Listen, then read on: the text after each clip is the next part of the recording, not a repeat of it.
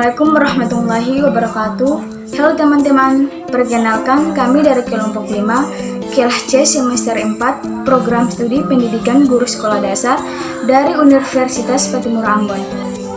Maksud kami membuat video ini yaitu untuk memenuhi tugas mata kuliah Strategi Pembelajaran SD dari Bapak Dosen Leonid Ritiau SPD MPD. Materi yang kami ambil di sini adalah strategi pembelajaran berorientasi standar proses.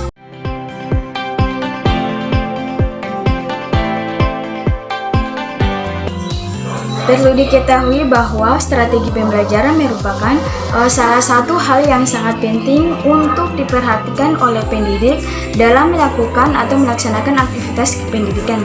Strategi yang cocok dengan tuntutan situasi dan kondisi peserta didik memberikan kemungkinan yang lebih besar bagi keberhasilan proses belajar mengajar, demikian pula sebaliknya.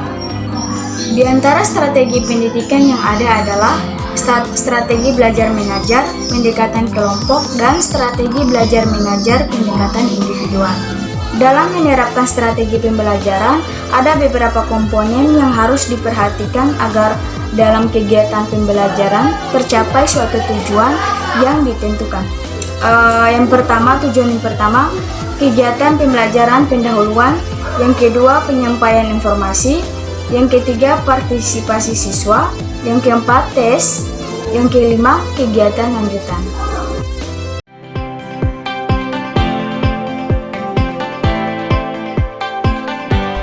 Berbeda dengan yang dikemukakan oleh Jackson dan Briggs, komponen dalam strategi pembelajaran adalah yang pertama, memberikan motivasi atau menarik perhatian, yang kedua, menjelaskan tujuan pembelajaran kepada siswa, yang ketiga, mengingatkan kompetensi persyaratan, dan yang keempat, memberi stimulus atau masalah, topik, dan konsep, yang keenam, memberi petunjuk belajar atau cara mempelajari, yang ketujuh, menimbulkan penampilan siswa, yang kedelapan, memberi umpan balik, yang kesembilan, menilai penampilan, dan yang terakhir, menyimpulkan.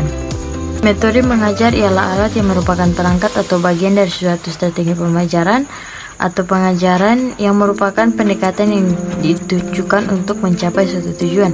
Komponen ketiga itu media yang digunakan. Media adalah segala sesuatu yang berbentuk saluran untuk menyampaikan pesan atau informasi dalam bentuk elektronik, media cetak, dan sebagainya.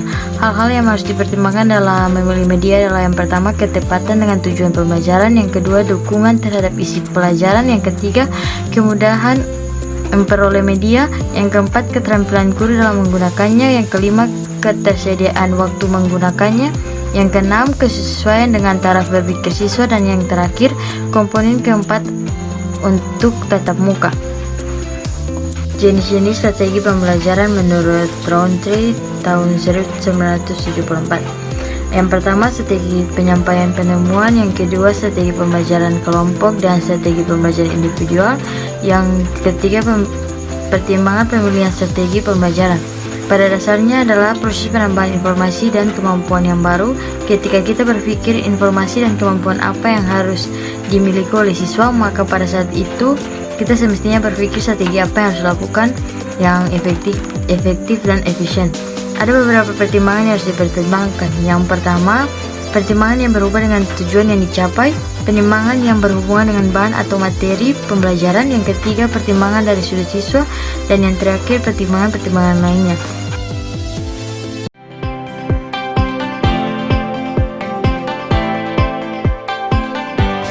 Prinsip-prinsip penggunaan strategi pembelajaran yang dimaksud dalam prinsip-prinsip dalam pembahasan skripsi ini adalah hal-hal yang harus diperhatikan dalam penggunaan strategi pembelajaran. Menurut Gillen dalam bukunya Wina Sanjaya, bahwa guru harus mampu memilih strategi yang dianggap cocok dengan keadaan. Oleh sebab itu, guru perlu memahami prinsip-prinsip umum penggunaan strategi pembelajaran sebagai berikut. Yang pertama, berorientasi pada tujuan. Yang kedua, aktivitas. Yang ketiga, individualitas. Yang keempat, integritas. B. Motivasi belajar. Motivasi merupakan salah satu faktor yang dapat meningkatkan kualitas pembelajaran karena peserta didik akan belajar dengan sungguh-sungguh apabila memiliki motivasi yang tinggi. Oleh karena itu, untuk meningkatkan kualitas pembelajaran, guru harus mampu memperhatikan, membangkitkan motivasi belajar peserta didik sehingga dapat mencapai tujuan pembelajaran. Adapun hal-hal yang perlu diperhatikan dalam meningkatkan motivasi peserta didik yaitu: yang pertama, materi pembelajaran harus menarik dan berguna bagi peserta didik.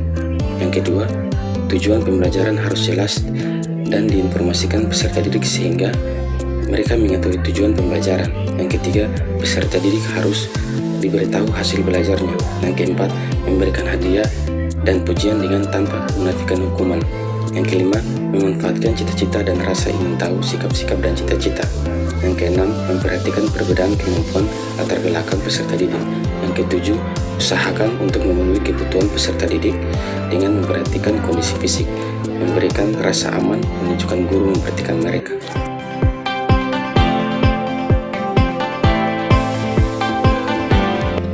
Sesuai dengan teori motivasi yang dapat diuraikan, bahwa terdapat beberapa prinsip yang dapat diterapkan untuk membangkitkan nafsu belajar peserta didik. Diantaranya ada 7 poin. Yang pertama, peserta didik akan belajar lebih giat apabila topik yang dipelajarinya menarik dan berguna bagi dirinya. B.